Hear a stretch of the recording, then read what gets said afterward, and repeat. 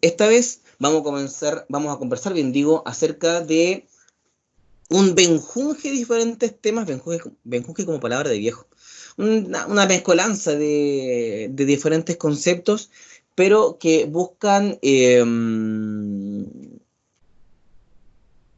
lograr comprender cómo es que se producen ciertos procesos dentro de nuestro cuerpo, sobre todo con el control del calcio. Es por lo mismo que en esta oportunidad vamos a estar hablando del calcio, el fosfato, la paratiroides y la calcitonina. ¿Ya? Así que el día de hoy vamos a estar hablando de muchos huesos.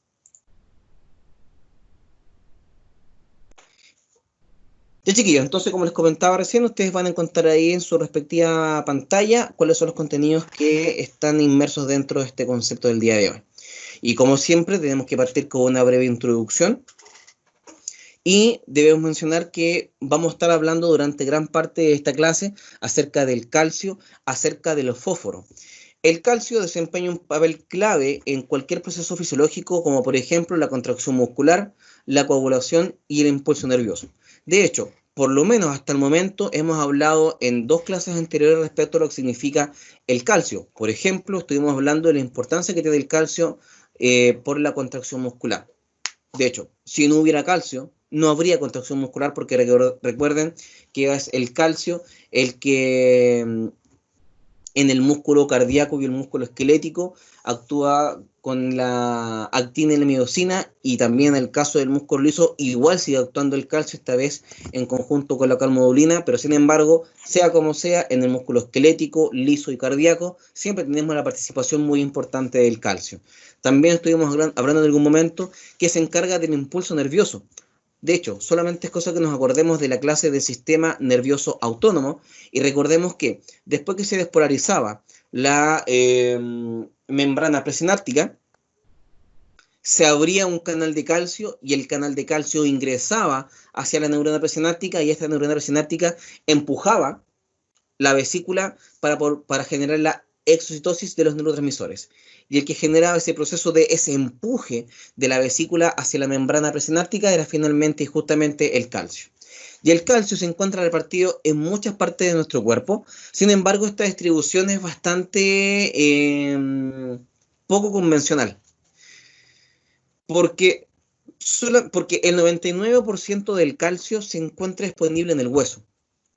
Solamente el 0,1% se encuentra disponible en el líquido extracelular y el 1% se encuentra disponible en el líquido intracelular. Esto obviamente no suma 100 porque aquí de repente hablamos de un 99,88, son valores que van cambiando, entonces solamente les quise ahí poner los elementos en promedio.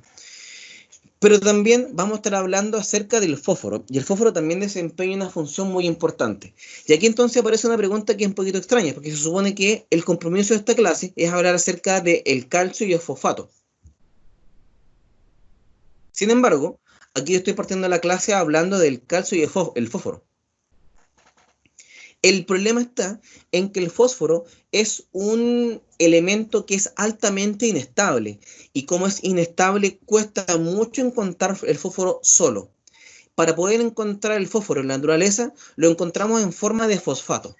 Y ese fosfato es PO4. Es decir, vamos a encontrar un átomo de fósforo y 4 átomos de oxígeno. Por eso entonces que a partir de ahora, cada vez que yo les hablo acerca del fosfato, es porque estoy hablando del fósforo. En términos muy generales, este fósforo, que ya sabemos que va a estar en forma de fosfato, va a estar entre un 14 a 15% del total dentro de la célula, el 1% fuera de la célula y aproximadamente cerca de un 85% en los huesos. Y uno dice, interesante, acabo de aprender algo nuevo, porque se supone que hasta ahora donde uno sabe, habitualmente uno conversa que el calcio es para los huesos y el calcio se encuentra en los huesos y es como que prácticamente el hueso está hecho solamente de calcio, pero no es así. También está compuesto una cantidad importante de fósforo, recuerden que en forma de fosfato porque es mucho más estable en la naturaleza. Así que obviamente vamos a partir hablando del calcio. El calcio dentro de nuestro organismo es un ion muy importante que vamos a encontrarlo en tres diferentes formas. Primero, lo vamos a encontrar combinado con proteínas. Del 100% del calcio disponible en el líquido extracelular, es decir, disponible en el plasma, es decir, de ese 0,1% de calcio, que es el que se encuentra circulando por la sangre, el 41% se encuentra unido con proteínas y una estructura que es muy grande, y como es muy grande, no logra cruzar a través de los diferentes canales. También vamos a encontrar que el 9% se va a encontrar unido con iones de citrato, fosfato y otros. Y este sí logra difundir a través de los diferentes canales que se encuentran en la membrana y logran cruzar desde un ambiente al otro. Porque tiene una mayor importancia es el ionizado, que lo vamos a encontrar como calcio 2+, es decir, un calcio que le faltan 2 electrones, por eso entonces es calcio 2+. Y este tiene la posibilidad de poder difundir a través de los capilares. ¿Qué quiere decir? Que tiene la capacidad de cruzar desde el LIC al LEC, y cuando está en el LEC puede difundir entre el plasma y también puede difundir hacia el líquido intersticial, ¿ya? Por eso entonces que tiene alta importancia este calcio ionizado. Les insisto, el calcio está en nuestro cuerpo en 3 diferentes partes: fuera de la célula, dentro de la célula y en el hueso. De todo lo que estamos viendo acá, estas 3 formas son aquellas que estamos dividiendo, aquel que se encuentra en el líquido extracelular, predominantemente en el plasma, y el más importante de todos es el ionizado, porque les insisto, tiene la gran capacidad de cruzar membranas y puede desplazarse entre el interior de la célula hacia afuera de la célula, ya sea en el intersticio o sea en el plasma. El valor normal del calcio habitualmente, y que puede ir variando según el laboratorio, fluctúa entre los 8,5 a los 10,2 miligramos por decilitro. Y pequeños cambios de estos valores generan gran cantidad de efectos fisiológicos. Por ejemplo, hablemos de un paciente con una hipocalcemia. Cuando hablamos de una hipocalcemia, hablamos de hipo, que es bajo, calce, que es calcio, y emia, que es en sangre. ¿Qué estoy diciendo? Que tengo un bajo nivel de calcio en sangre, es decir, un valor menor a 8,5. Esto genera que haya una mayor permeabilidad neuronal al sodio y se van a activar los potenciales de acción mucho más rápido. ¿Esto qué conlleva? Conlleva que van a haber salvas de impulso nervioso que van a llevar a una contracción muscular y a una tetania. Lo que es muy importante considerar es que si el calcio baja tanto y se encuentra en un valor menor a los 4 miligramos por decilitro, sabiendo que lo máximo que puede estar, lo mínimo que puede estar el calcio 8,5, si se encuentra en 4 o menos, va a ser un paciente que tiene el alto riesgo de morir en el muy corto plazo. Pero también vamos a estar observando que así como conversamos que el calcio puede estar en un nivel muy bajo dentro de nuestro cuerpo, también puede eventualmente tener valores muy altos dentro del cuerpo. A eso se le llama una hipercalcemia. Hiper de mucho de calcio, emia de sangre. Mucho calcio en la sangre. Y esto puede estar perfectamente asociado al aumento del riesgo de arritmias y de muerte súbita. ¿A razón de qué? A razón de que cuando aumenta el calcio disponible en el líquido extracelular, se produce una disminución del intervalo QT. ¿Qué es el intervalo QT? Tenemos que lamentablemente ver esto. Tenemos la onda P, que es cuando la aurícula se despolariza. Tenemos el complejo QRS, y el QRS es cuando el ventrículo se despolariza, y tenemos la onda T, que es cuando el ventrículo se repolariza. ¿Qué quiere decir esto? Si hablamos de disminución del intervalo QT, estoy diciendo que la distancia entre que comienza el QRS y se acaba la onda T, es decir, todo el proceso, desde que se contrae hasta que se relaja el ventrículo, disminuye de tamaño y se hace mucho más corto. ¿Qué significa esto? Significa que el corazón se aprieta más rápido y se relaja más rápido, lo que lamentablemente genera que es probable que esta contracción, que sea tan rápida, no logra que yo expulse toda la sangre hacia afuera, y tampoco permite que yo reciba toda la sangre que viene desde las aurículas. Esto puede perfectamente estar causando una arritmia, y una arritmia puede perfectamente causar un ritmo de un paro, que podría ser una fibrilación ventricular o una taquicardia ventricular, que lo vamos a estar viendo pronto en las siguientes clases. Pero también la hipercalcemia está asociado a que hay una disminución de la contractibilidad de las paredes de la mucosa digestiva, y hace entonces que el tránsito intestinal sea mucho más lento, llevando a que el paciente esté con estreñimiento o derechamente con pérdida del apetito. Cuando el calcio se encuentra en valores por sobre los 17 miligramos por decilitro, está el riesgo de formar cristales de calcio en todo el cuerpo, pudiendo incluso ser capaces de formar unos oxalatos de calcio a nivel del riñón, causando los malditos cálculos renales, pero también pueden perfectamente ser capaces de estar depositando calcio en cualquier tejido de nuestro cuerpo, y justamente porque existe un valor muy alto de calcio en la sangre. Por fortuna, existe dentro de nuestro organismo una enzima que evita que el calcio se deposite en cualquier parte del cuerpo. Pero ¿qué ocurrirá si es que hace falta esa enzima? Si hace falta la enzima que evita la acumulación de calcio en cualquier parte del cuerpo, tendríamos entonces que el calcio se acumularía en cualquier parte del cuerpo, generando enfermedades varias. Pero, ¿cómo hacemos para que ingrese el calcio a nuestro organismo? La absorción del calcio se da a nivel del intestino.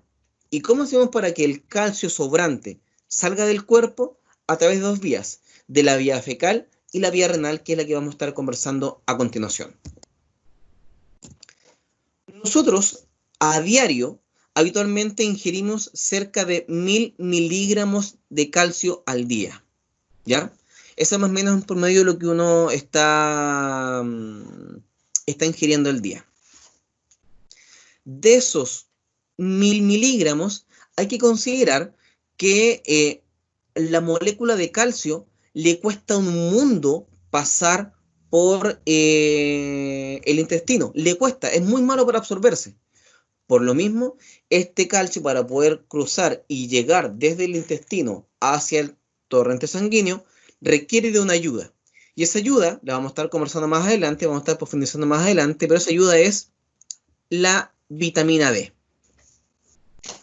En presencia de vitamina D, de los 1000 miligramos día, más o menos, que una persona ingiere, 350 miligramos van hasta el líquido extracelular y quedan entonces en el LEC dando vuelta, ya sea en el intersticial o sea en el plasma, pero siguen dando vuelta en el cuerpo. Significa entonces que de esos 1000 miligramos que yo ingerí, 350 están dentro de mi cuerpo, y ahora me quedan 650 miligramos que todavía están dentro del tubo del intestino, y derechamente estos se van a eliminar. ¿Por qué? Porque no fueron capaces de entrar desde el intestino hacia la sangre. Pero también a nivel de el intestino se van a estar secretando, es decir, el calcio que va sobrando a diario pasa desde la sangre al intestino, aproximadamente 250 miligramos día. Por lo tanto, los 250 miligramos día de calcio que mi cuerpo elimina, sumado a los 650 miligramos que mi cuerpo no fue capaz de absorber, significa que en las heces uno está eliminando 900 miligramos de calcio cada día. Pero también resulta que parte de este calcio que le sobra al cuerpo, también hay una pequeña fracción que se elimina a través de la orina. 9.980 miligramos día se van a estar filtrando. Quiere decir que 9.980 miligramos de calcio van a estar pasando desde la sangre al riñón para ser eliminados en forma de orina. Sin embargo, cuando el calcio se encuentra en el riñón, el organismo dice, oye, ¿por qué estamos botando el calcio si el calcio es muy importante? Entonces, significa que se va a reabsorber 9.880 miligramos día de calcio. Por lo tanto, si metí de la sangre este valor de calcio, pero recuperé desde el riñón de vuelta a la sangre ese valor, significa que voy a estar eliminando por orina solamente 100 miligramos por día. Sumado a esos 900, nos da entonces una eliminación diaria de 1.000 miligramos aproximadamente, ¿ya? Y esos 1.000 miligramos son justo los 1.000 miligramos que ingresan a nuestra alimentación. Aquí vemos un funcionamiento exacto de la homeostasis de nuestro cuerpo. Vamos a hacer entonces, como les comentaba recién, una nueva revisión. En el tubo digestivo hay una ingesta diaria, como les comentaba recién, de 1.000 miligramos día. De esos 1.000 miligramos, 350 miligramos se absorben y pasan a la sangre gracias a la vitamina D. Y los otros 650 miligramos quedan en el intestino, que se suman a los 250 miligramos día que son secretados desde la sangre hacia el intestino, haciendo que se elimine a través de la deposición 900 miligramos día, tal como estuvo mencionado recién. Y a nivel renal, el proceso es un poquitito más complejo, porque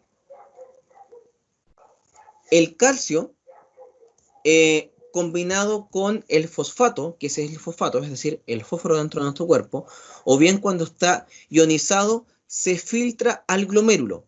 Cuando alguien habla de filtrar, estoy diciendo desde la sangre al riñón. Eso es filtrar, de la sangre en dirección al riñón. Por lo tanto, en el sistema renal, el calcio pasa desde la sangre al riñón.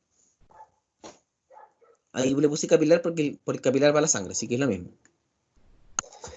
Pero una vez que este calcio ya se encuentra en el glomérulo y empieza a recorrer toda la nefrona, en la nefrona este calcio empieza a devolverse desde el tubo renal de vuelta a la sangre. Y tal como les comentaba recién, si yo fui capaz de meter de la sangre hasta el riñón, filtré 9.980 miligramos día, pero yo reabsorbí, es decir, llevo de vuelta desde el riñón hacia la sangre 9.880, significa que solamente 100 miligramos día van a estar siendo eliminados a través del riñón.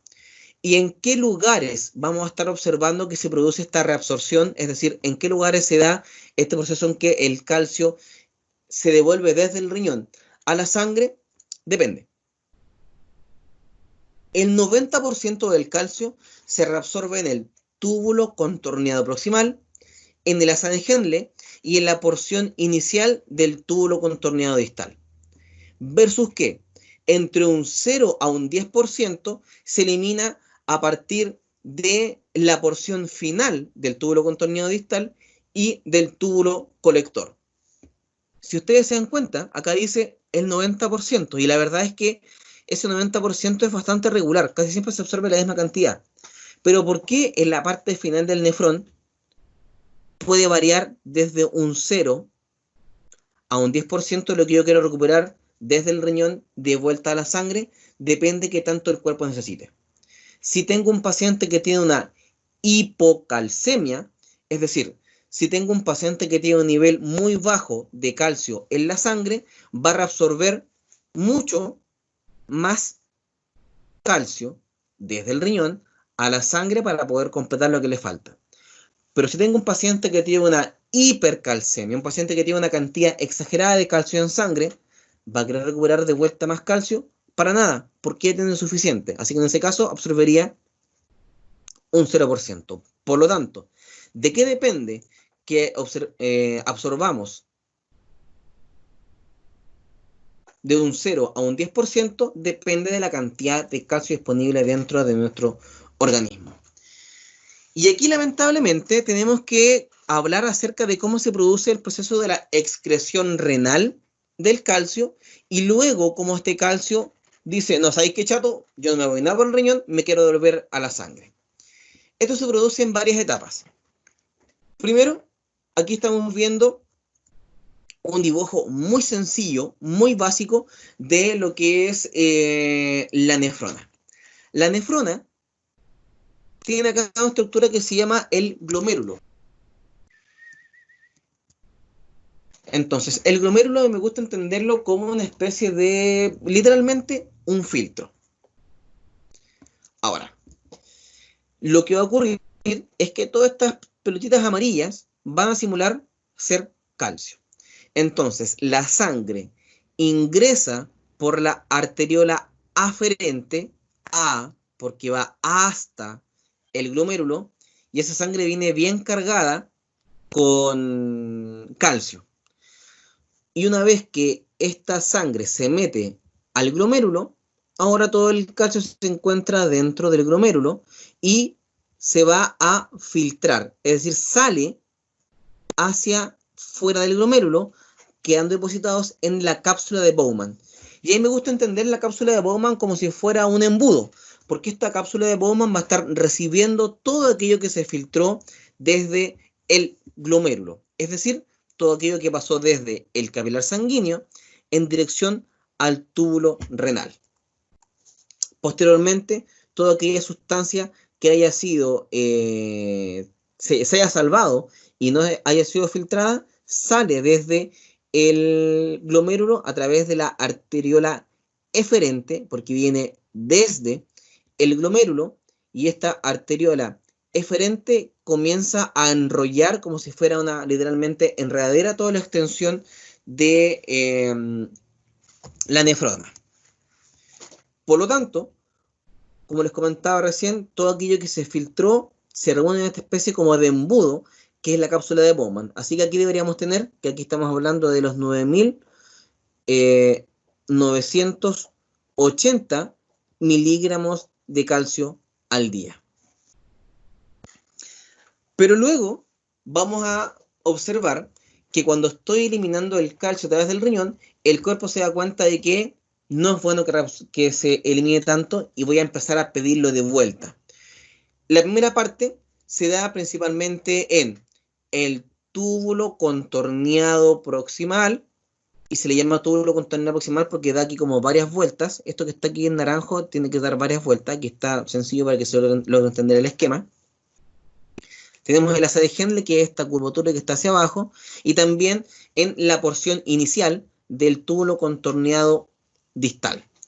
En todo este segmento se reabsorbe cerca del 90% del calcio. Vamos a hacer a este segmento un zoom y nos vamos a dar cuenta aquí que tenemos el calcio que viene desde la cápsula de Bowman al túbulo renal, y posteriormente este calcio que se encuentra en el túbulo renal pasa desde el túbulo renal en dirección al capilar.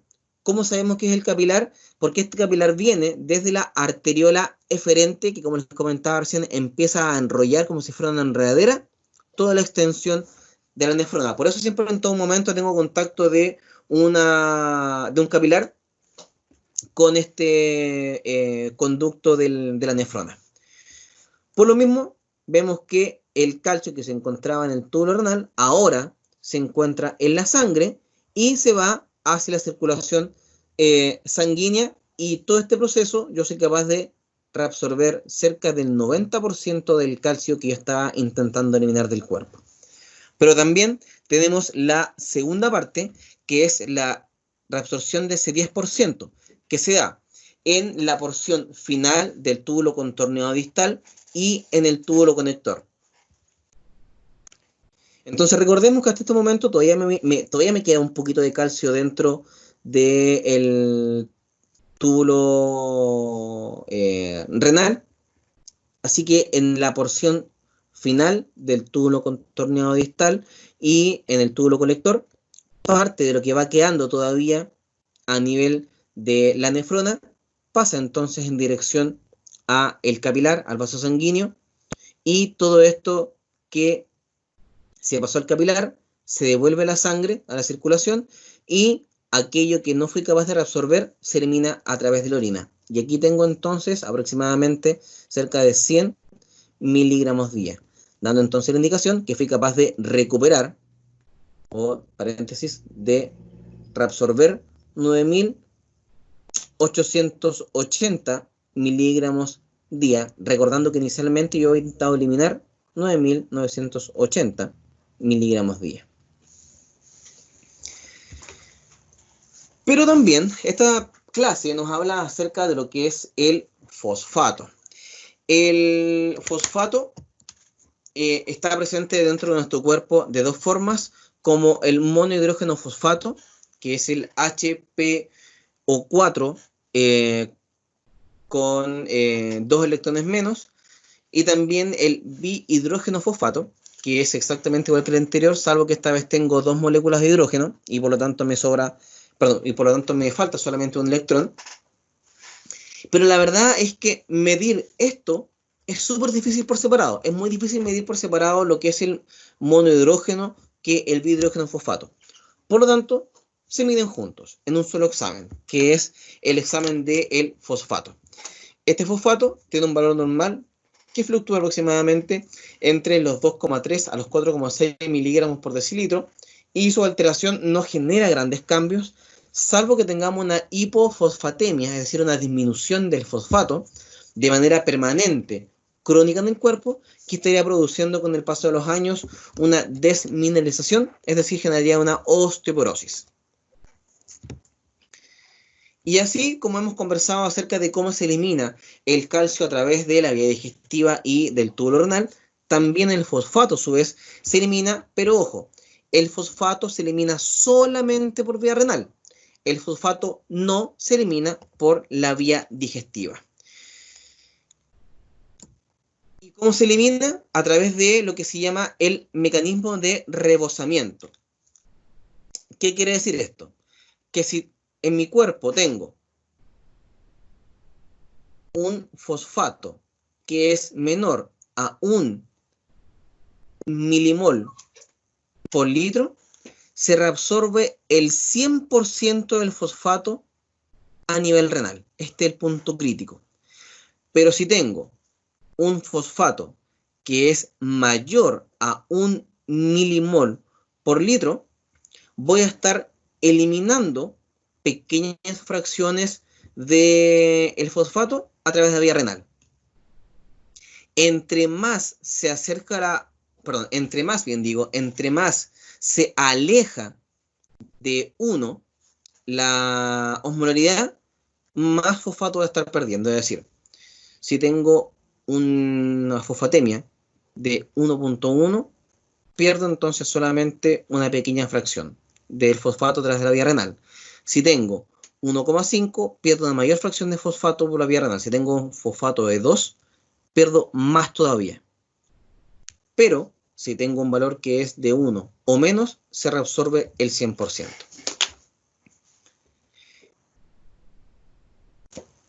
Ahora, ¿por qué estamos hablando todo este rato acerca de lo que significa el calcio y el fosfato? Por una cuestión súper sencilla. Hay un órgano que habitualmente se nos olvida revisar, que son los huesos. Así que por lo mismo vamos a hacer una pequeña revisión de lo que son los huesos. El hueso tiene dos grandes componentes.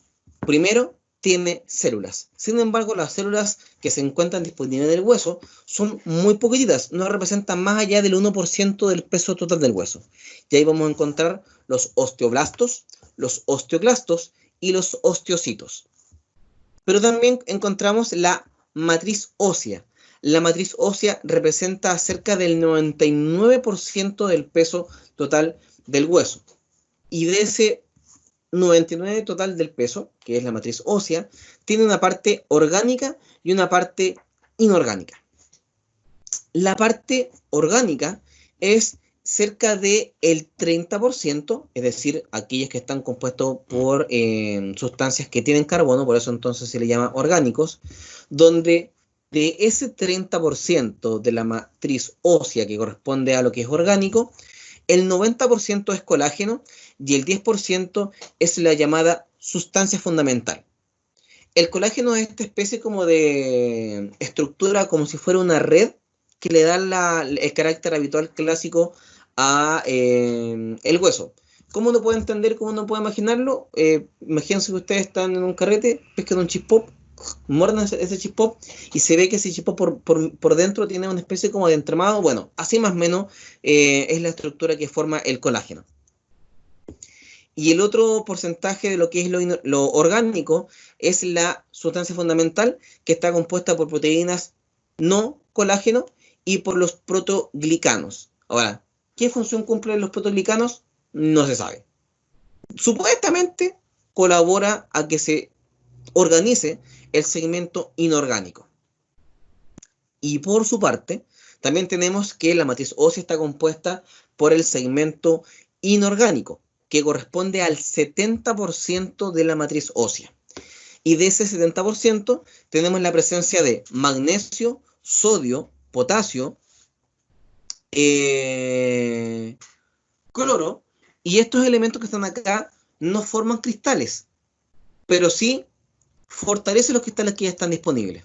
¿Cuáles cristales? Los cristales de hidroxiapatita.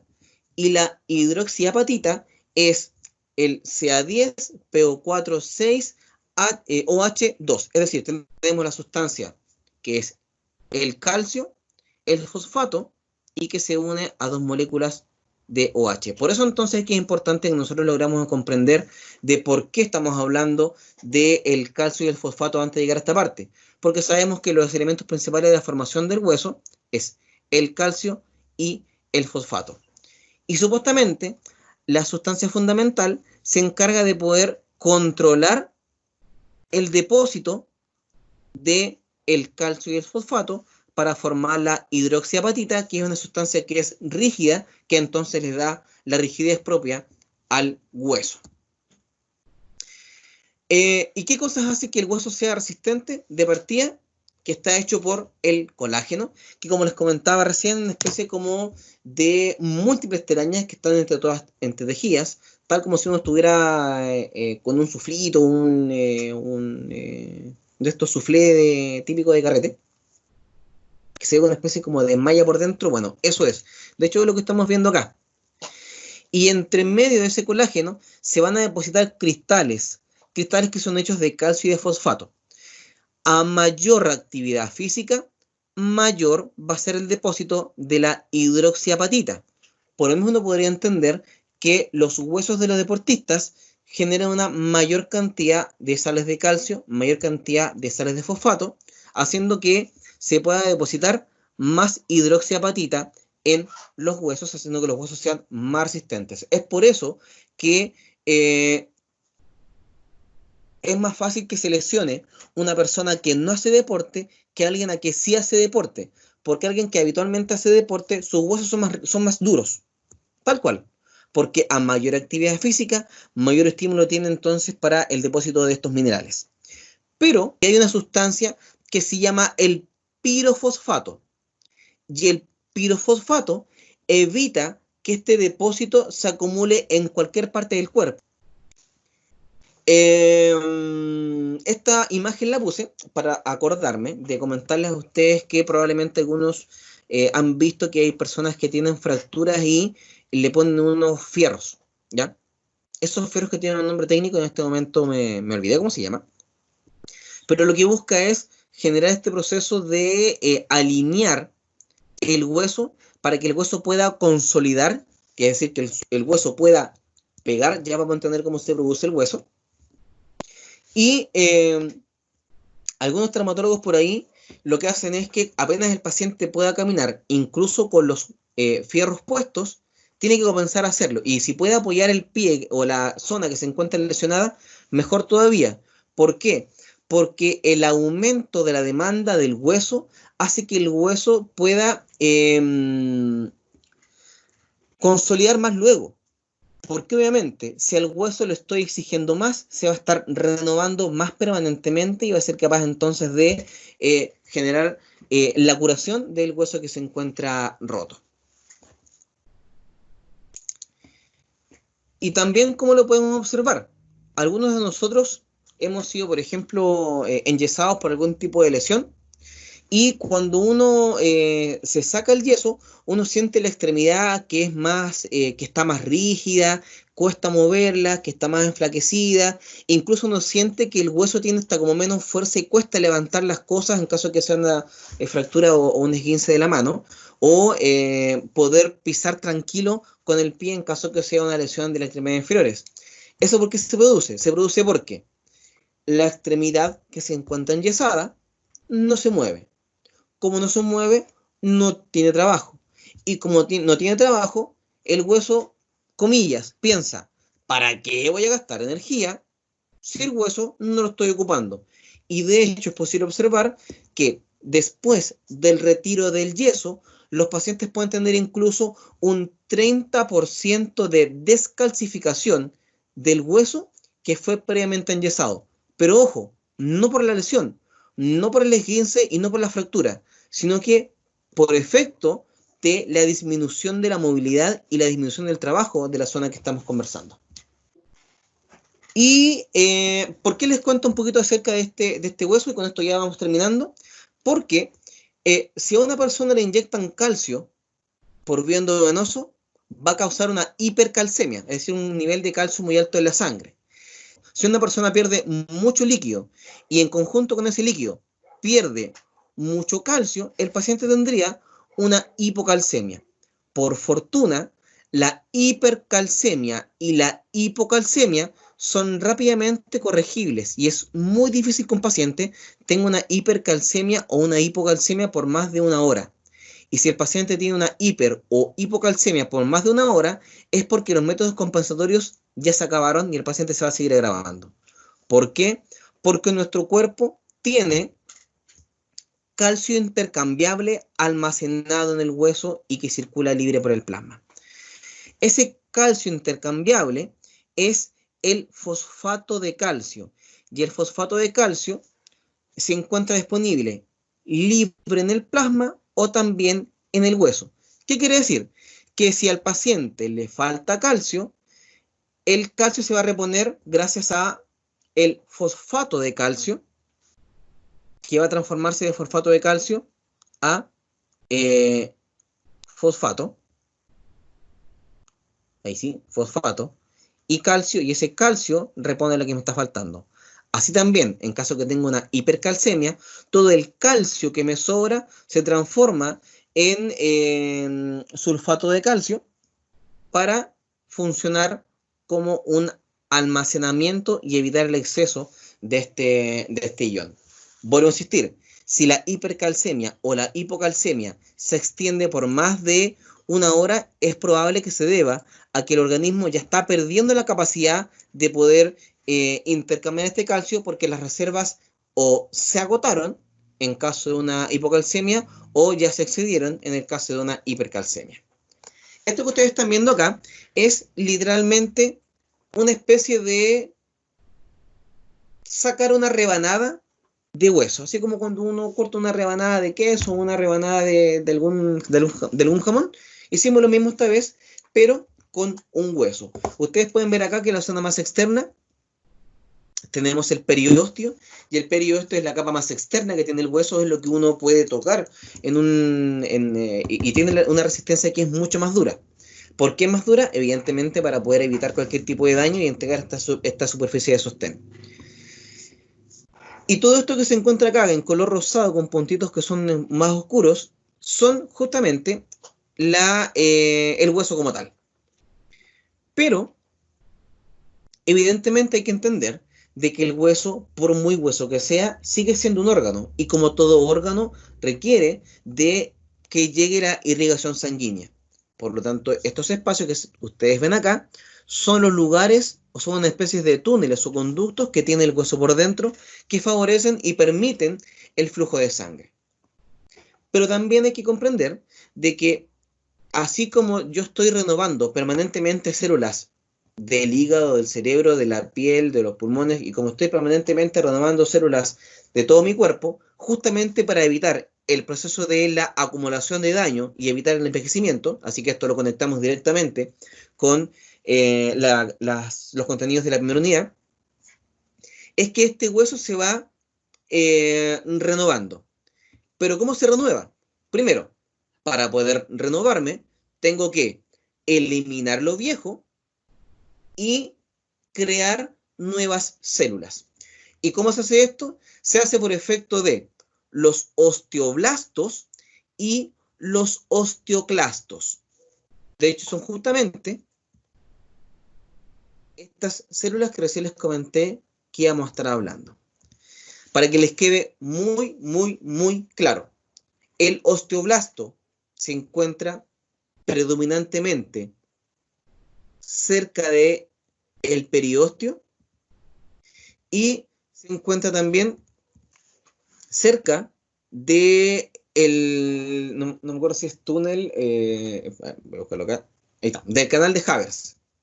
El canal de Havers es por donde pasa el vaso sanguíneo. Ahí entonces vamos a contar los osteoblastos. Pero también vamos a encontrar los osteoclastos, y los osteoclastos se encuentran predominantemente muy cerca del canal de Havers y también muy cerquita de los osteoblastos. Pero si ustedes se dan cuenta, el osteoclasto se encuentra solamente al interior del hueso, no se encuentra en el periósteo. Ahí vemos entonces una pequeña diferencia. El osteoblasto se encarga de generar nuevo hueso y el osteoclasto se encarga de eliminar el hueso que es viejo. ¿Cómo se produce esto? Tenemos que lamentablemente volver a conversar acerca de este tipo de esquemas que es bastante enredado, pero traté de ponerle ciertos numeritos como para poder ir orientando un poco este proceso. Ya. Entonces, como les decía recién, vamos a encontrar dos grandes células dentro del proceso de la renovación del hueso, que son los osteoblastos y los osteoclastos. Ahora, el osteoclasto, como les comentaba recién, es el encargado de tener que eliminar el hueso viejo y el osteoblasto es el encargado de generar nuevo hueso. Ahora, tienen que ponerse de acuerdo, porque para que el osteoblasto genere hueso nuevo, primero tengo que haber eliminado el hueso viejo, porque de otra manera, ¿en qué lado pongo más hueso? Por lo menos entonces lo primero que vamos a hacer es activar el osteoclasto. Pero resulta que el osteoclasto se activa por efecto del osteoblasto. ¿A razón de qué? El osteoblasto, que es el que se encuentra acá, genera una estructura llamada el factor estimulador de colonias de macrófagos. Y además también el osteoblasto genera el activador del receptor para ligando B del factor nuclear K. Ese es lo que se encuentra ahí. Y es la sumatoria de este factor estimulador de colonia de macrófago más el activador del receptor para ligando B del factor nuclear K, el que se encargan de activar esta estructura llamada el preosteoclasto. Por lo tanto, el osteoblasto genera el CSF más el RANK L, haciendo que esto se active acá y se activa acá. Y es la presencia del CSF y el RANK L el que permite que el preosteoclasto se transforma en el osteoclasto. Y una vez que el osteoclasto se sintetiza o se forma, este osteoclasto va a comenzar a liberar ciertas enzimas que salen desde el lisosoma y que salen en dirección al hueso para comenzar literalmente a desgastarlo. Y además también vamos a encontrar que se libera ácido cítrico y ácido nítrico desde las mitocondrias que también comienzan a desgastar todo este sector. De esta forma entonces tenemos que el osteoclasto comienza a desgastar el hueso. Pero aquí viene una pregunta, porque estamos diciendo que el osteoblasto se encarga de producir las sustancias que transforman el preosteoclasto en osteoclasto. La pregunta entonces es, ¿y qué le da ese pequeño empujoncito al osteoblasto para que el osteoblasto genere estas dos sustancias? Una de ellas es la PTH, y la PTH es la parahormona, porque es la hormona que sale a partir de la glándula paratiroides. Entonces, ¿uno qué podría pensar? Uno podría pensar que si yo tuviera un hiperparatiroidismo, yo tendría un exceso de PTH. Y si tengo un exceso de PTH, tendría un exceso de RANKL, tendría un exceso de osteoclastos y tendría un exceso de desgaste del hueso, lo que entonces me podría llevar a un debilitamiento del hueso, causando entonces una eventualmente osteoporosis. Si yo en un paciente tengo un hipoparatiroidismo, tendría muy baja cantidad de PTH, tendría una muy baja cantidad de RANKL, y eso tampoco necesariamente va a ser bueno. ¿Por qué? Claro, por un lado yo dejo de estar desgastando el hueso, pero también significa que el hueso no se renueva, y entre menos se renueva, menos colágeno, y entre menos colágeno, más fácil es que se pueda quebrar. Por lo tanto, ni el hiperparatiroidismo ni el hipoparatiroidismo van a ser buenos. Solamente comentar que el lugar que se encuentra justo bajo el osteoclasto y que va a ser aquella zona que se va a estar reabsorbiendo, se llama área de resorción o de reabsorción ósea, porque justamente se encuentra bajo el osteoclasto y se va a comenzar todo este segmento de este hueso a desgastar para después permitir el espacio que pueda ahí generarse nuevo hueso. Ahora, una vez que ya se generó todo este espacio y que todo este hueso ya se reabsorbió y yo ya saqué todo este segmento de hueso viejo, ahora tengo que empezar a reponer y empezar a ahí depositar nuevo hueso. Es decir, tengo que comenzar a fomentar el depósito de la hidroxiapatita. ¿Y eso cómo lo voy a hacer? El osteoblasto se encarga de generar nuevas células del hueso a través de depositar la hidroxiapatita, pero también hay que hacer otra cosa. También tengo que bloquear el funcionamiento del osteoclasto. Y para eso, el osteoblasto genera la llamada OPG, que es el factor inhibidor del osteoclastógeno. Por lo tanto, si bien es cierto, recién se generaba el RANKL para que el RANKL llegara hasta este receptor y lo activara, ahora voy a generar la OPG, que tiene la misma forma que el receptor, solamente que esta vez voy a engañarlo porque esto va a ser finalmente una especie como de tapón. Así que el OPG lo que hace es que va a bloquear la transformación del preosteoclasto hacia osteoclasto. Y por lo tanto, como no tengo osteoclastos nuevos, yo dejo de estar desgastando el hueso viejo para dar entonces lugar para que el osteoblasto comience a generar nuevo hueso. Solamente me faltaba mencionar, chiquillos, que de hecho lo tengo ahí en grande y se me estaba escapando, es que uno dice, profesor, se supone que nuestro cuerpo tiene, claro, ciertas células que favorecen el hecho de que yo pueda destruir células que no me sirven. Y eso lo estuvimos hablando en la clase de sistema inmune. Y de hecho había algún tipo de célula que eran justamente los macrófagos. Y los macrófagos se encargaban de justamente estar fagocitando toda aquella sustancia que el cuerpo no le funciona para después meterla al interior del lisosoma y destruirla.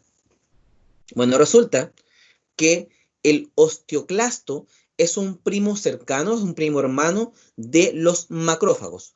Porque recuerden que había una estructura, que son los monocitos, que ven bajando por el vaso sanguíneo, y cuando ven un tejido que se encuentra dañado, cruzan del vaso sanguíneo al tejido dañado y van a formar entonces los macrófagos.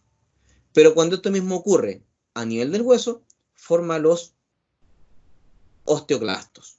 Por lo mismo uno puede decir que los osteoclastos son células fagocíticas de los monocitos. ¿Y por qué sabemos que es fagocítica? Porque literalmente comienza a comerse el hueso más viejo.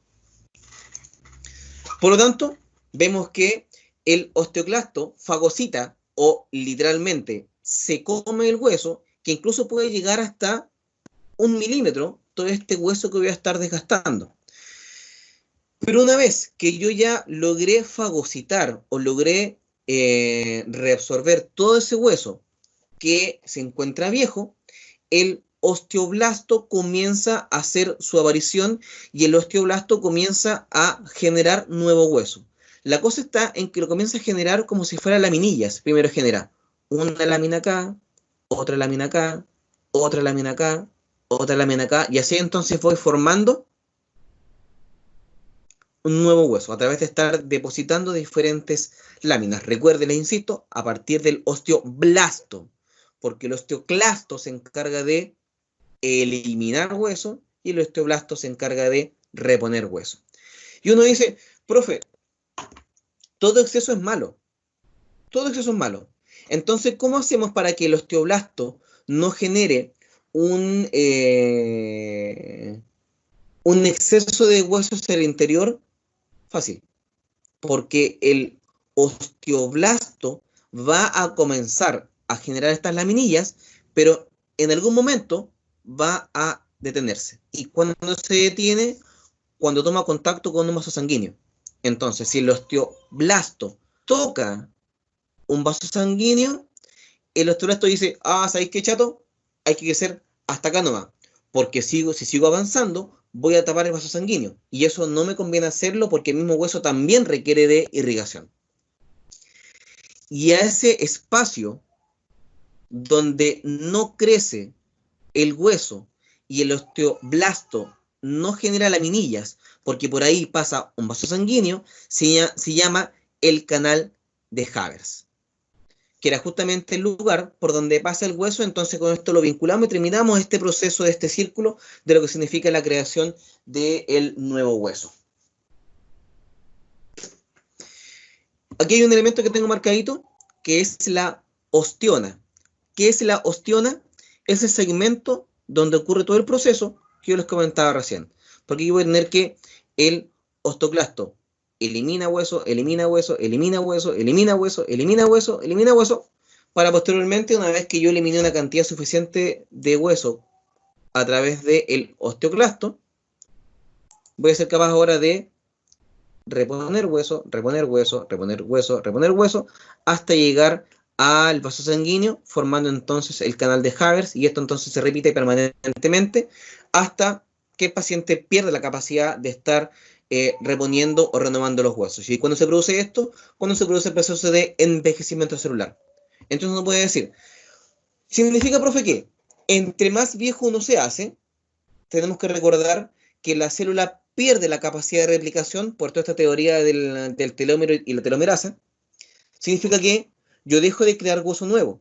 Si el hueso nuevo ya no lo puedo formar, me quedo solamente con hueso viejo. El hueso viejo, con el paso del tiempo, comienza a perder colágeno. Y si el hueso pierde colágeno, pierde cierto nivel de flexibilidad, haciendo que sea más propenso a que si fuera igual que una rama vieja, que uno la dobla y se quiebre de inmediato, y eso entonces explica por qué los pacientes adultos mayores hay que protegerlos tanto de las caídas. Porque una caída de un paciente adulto mayor significa que yo estoy asumiendo que yo estoy traumatizando, que estoy golpeando, que estoy impactando un hueso que es más fácil que se fracture. Por eso es que también al mismo tiempo, en un paciente pediátrico, las fracturas, claro, son peligrosas, pero habitualmente no hacen fracturas expuestas, no hacen fracturas separadas por completo.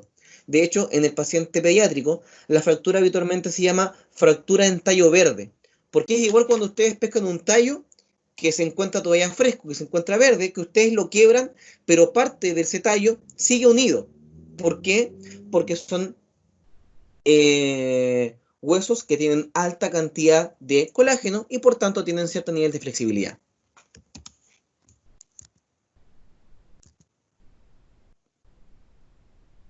Vitamina D. Yo creo que muchas veces nosotros hemos escuchado de que la vitamina D es importante para nuestro cuerpo, que tiene ciertas funciones, que hay que salir a la playa a caminar para ganar y tener vitamina D. La verdad es que, bueno, tienen toda la razón. Les cuento, la vitamina D tiene una función que es muy importante justamente para el control y el manejo del calcio y el fosfato. Y como sabemos que el calcio y el fosfato son parte muy importante de la formación del hueso, sabemos entonces también que contar con vitamina D es igual de importante. En nuestro cuerpo existe una sustancia, el 7-deshidrocolecalciferol. Este 7-deshidrocolecalciferol se transforma en colecalciferol, que es la vitamina D. Ahora, ¿quién se encarga de transformar desde el 7-deshidrocolecalciferol? El señor Sol. El Sol va a irradiar esta sustancia para que ésta se transforme en colecalciferol, porque el colecalciferol es la vitamina D. Posteriormente, la vitamina D se transforma en la 25-hidroxicalciferol y luego el 25-hidroxicalciferol se transforma en 1,25-dihidroxicalciferol. ¿Y quién se encarga de activar la transformación desde el 25-hidroxicalciferol al 1,25-dihidroxicalciferol? Es justamente la PTH. Por lo tanto, cuando tengo el 1,25-dihidroxicolecalciferol, tengo que aumentar el trabajo de la proteína fijadora de calcio, la ATPasa estimulada por calcio y la fosfatasa alcalina. Y todo eso colabora en que yo pueda absorber calcio desde el intestino.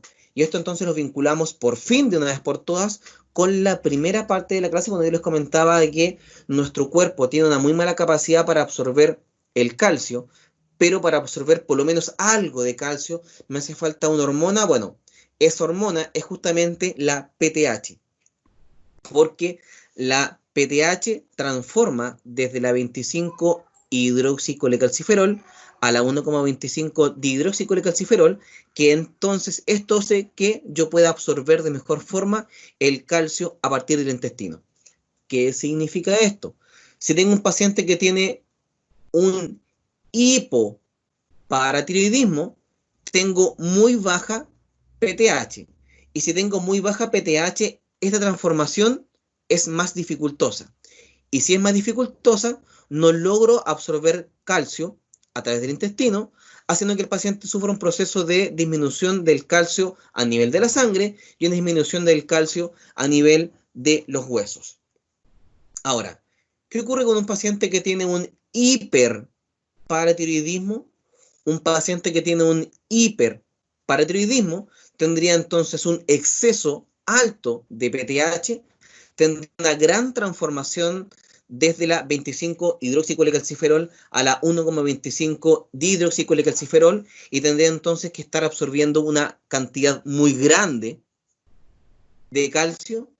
Y obviamente al absorber mucho calcio a partir del intestino, hace que nuestro cuerpo pueda acumular eventualmente mucho más calcio. Y uno dice, pero el calcio es bueno, claro, es bueno para los huesos. Pero ¿qué ocurre si yo tengo mucho calcio? ¿Qué ocurre con los músculos? Estaría estimulando que haya un mayor funcionamiento de la troponina C, y recuerden que la troponina C es la que activa la troponina T para finalmente activar la cadena de actina miosina. Es decir, entre más calcio tengo, mayor contracción muscular, lo que entonces llevaría a que el paciente sufra de calambres. Y justamente esto, el hecho de tener calambres de manera permanente, permite que los equipos de salud puedan decir, oye, ¿por qué tiene tanto calambre este paciente? ¿No será que tiene muy alto el calcio? Y es altamente probable que ese paciente sí tenga el calcio muy alto. Y eso también va a estar afectando, ojo, no solamente al músculo estriado, no solamente al músculo voluntario. Recuerden que el músculo liso también trabaja con calcio.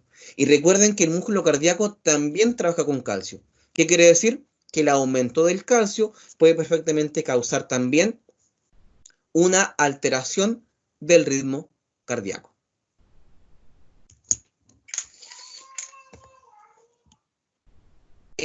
Por fortuna, nuestro cuerpo tiene cierto proceso de nivelación por parte de esta vitamina D3, porque uno podría pensar, oye, si yo como en la alimentación mucha vitamina D3, ¿cómo hacemos para que yo no tenga una gran cantidad de 25 dihidroxicolecalciferol? Porque si tengo muchas sustancias tendría mucho calcio. Bueno, resulta que nuestro cuerpo tiene un límite. Y cuando nuestro organismo llega hasta el máximo límite de ingesta de vitamina D, la 25-hidroxicalciferol no digamos que se bloquea, pero llega hasta un máximo. De esa forma entonces evitamos que esté absorbiendo una gran cantidad de calcio en caso de que tenga una gran ingesta de vitaminas. Es por eso que habitualmente yo les he dicho un par de veces que cuando uno tiene la necesidad de usar vitaminas en la alimentación, el cuerpo va a tomar solamente la vitamina que hace falta y el exceso de vitamina lo va a eliminar. Por lo tanto, si yo ingiero mucha vitamina D, mi cuerpo va a utilizar solamente lo que le hace falta. Y si yo consumo mucha vitamina D, toda aquella que falta va a ser eliminada a través de la orina. Porque si no, ¿qué ocurriría si mi cuerpo captara toda la vitamina D que tengo? Tendría mucha 25 hidroxicolecalciferol, mucho 1,25 dihidroxicolecalciferol y tendría mucho calcio acumulación en el cuerpo. Por lo mismo entonces es que existe cierto límite en la ingestión de vitamina D y si nos pasamos a ese límite, el exceso se elimina. ¿Y cuáles son las funciones de la vitamina D? De partida, la vitamina D promueve la reabsorción de calcio en el intestino. Es decir, va a permitir de que el intestino pueda tomar el calcio que va por el tubo digestivo, ¡bup!, lo toma y lo lleva a la circulación sanguínea. Además, también permite la reabsorción del fosfato del intestino. Así que, ¿qué significa esto? Significa que no solamente voy a estar tomando el calcio del tubo intestinal hacia la sangre, también lo va a hacer para el fosfato. Y de esa manera entonces puedo tener en mi cuerpo calcio y fosfato. Además de eso, la vitamina D disminuye la excreción renal de calcio y de fosfato. Recuerden que el fosfato en su gran mayoría se va del cuerpo a través de la vía renal. Cuando hay vitamina D, nuestro cuerpo busca acumular el fosfato dentro del cuerpo, así que evita que se elimine a través de la orina y hace también lo mismo con el calcio. Recordemos que el calcio hay una pequeña fracción que se elimina por la orina, pero igual aún así lo retiene dentro del cuerpo. También facilita la mineralización ósea. Esto quiere decir que va a permitir que el calcio pueda adherirse más fácilmente a nivel del hueso. Por lo tanto, uno podría pensar que en ausencia de vitamina D, todo esto que está acá no ocurriría. Y si esto no ocurre, la PTH comenzaría a reabsorber el hueso. ¿Para qué? Para que la PTH pueda entonces permitir la presencia de calcio dentro de nuestro cuerpo, porque recordemos que el calcio nos hace falta para la contracción, a nivel muscular. Y hasta ahora hemos hablado entonces del calcio, del fosfato, de los huesos y cómo se vincula calcio-fosfato más huesos y cómo se controla este proceso de que yo estoy haciendo que el calcio de manera controlada se vaya hasta el hueso pero que no por eso nos pasemos de rosca y tenga un exceso de calcio que me puede estar causando una tetania o contracción muscular demasiado exagerada. Resulta que esa hormona paratiroidea, que también se conoce como la parathormona, se produce a través de la glándula paratiroides. Y la glándula paratiroides se encuentra en 4 lugares en la cara posterior de la tiroides. ¿Qué quiere decir? Si la tiroides me está como si me estuvieran abrazando, tomando el cuello desde el frente hacia atrás, siendo los que me pueden ver por pantalla, mi dedo es la parte posterior de cada una de los segmentos de la tiroides. En la parte posterior, la que da hacia la espalda, voy a encontrar 4 puntos. Y esos 4 puntos son las llamadas glándulas paratiroides. Y a partir de la glándula paratiroide es que se logra observar la generación y la presencia de la PTH. Esta PTH, como les comentaba recién, viene de la paratiroides, que son 4 glándulas situadas tras la tiroides y que cada una de ellas mide 6 por 3 por 2 milímetros. Es decir, se trata de una glándula que es muy, muy, muy pequeñita y que a pesar de que son 4, mi cuerpo podría funcionar perfectamente con 2. ¿Por qué? Porque por ese motivo yo debo sacar 2 de estas glándulas y me quedan 2 funcionando. Las 2 que funcionan hacen el proceso llamado hipertrofia. Proceso que probablemente, si es que lo sigo haciendo clase el próximo semestre, se los voy a conversar en el ramo, si es que, de fisiopatología.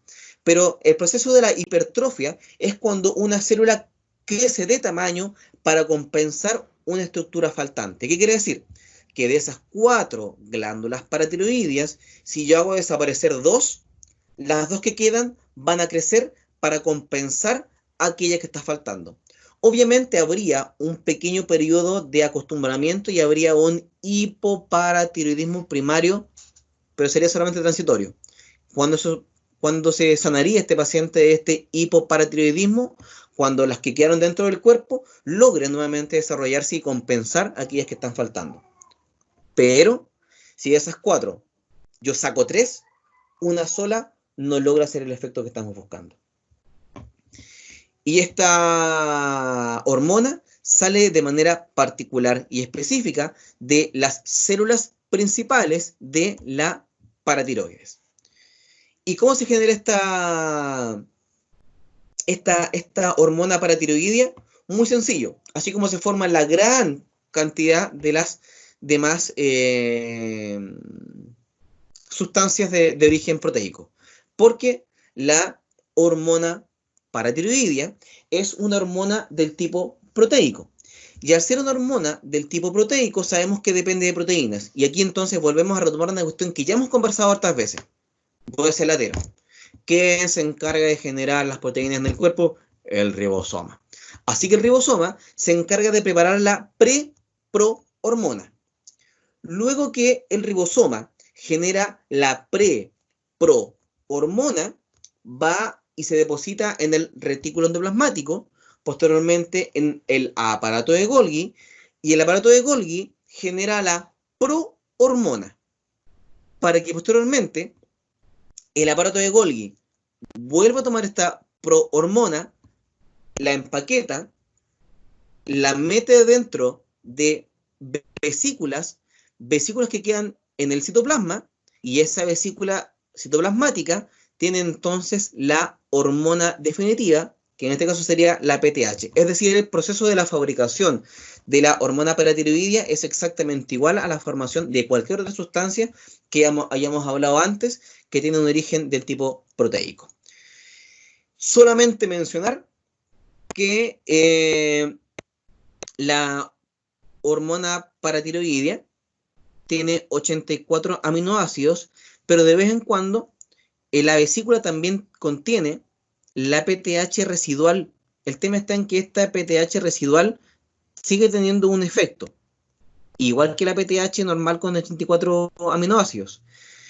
Por lo mismo, uno pudiera entender de que esta PTH del tipo residual haría la función de la PTH completa en caso que la PTH falte. Es decir, esto es como una especie de el que está en la banca. En caso de que le falte a mi cuerpo PTH, la que es residual trata algo de hacer. Es como que está en la banca. Es como que está como el segundo goleador, que no es tan bueno como el número 9 que está jugando en cancha, solamente que esta vez está ahí listo y dispuesto, cosa que en caso que el número 9 que hace todos los goles falte, es decir, en caso de que falte la PTH, esta residual lograría tratar de algo hacer para compensar la falta de la PTH. ¿Y cuál es la función entonces de esta hormona dentro del cuerpo? Cuando aumenta la PTH, aumenta el calcio en el líquido extracelular y baja la eliminación de calcio a través del riñón, haciendo entonces que tenga una gran cantidad de calcio en la sangre. ¿Qué ocurre con el fosfato? El fosfato hace que cuando aumenta la PTH, también aumenta el fosfato circulando por la sangre. Pero hay un problema. Curiosamente, por efecto de la PTH, baja la cantidad de fosfato en la sangre. ¿Por qué? Porque también la PTH estimula la excreción renal, es decir, la PTH empuja para que el fosfato se vaya por la orina.